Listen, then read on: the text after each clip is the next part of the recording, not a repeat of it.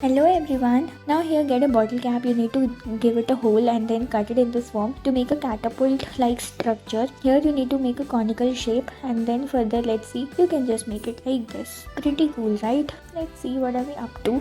Again you have to just join them together into the form of a swing like this. Paste the flowers as well made up of clay.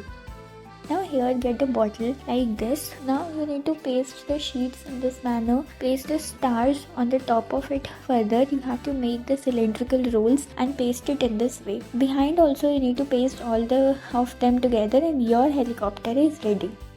Now let's see again what are we up to. You just have to get the ice cream sticks and arrange it in this manner. Beautifully, you just have to tie them up in this way and get them beautifully secured in this manner. Let's see again what are we up to. You just have to get them tied up in this way and this is gonna look absolutely amazing.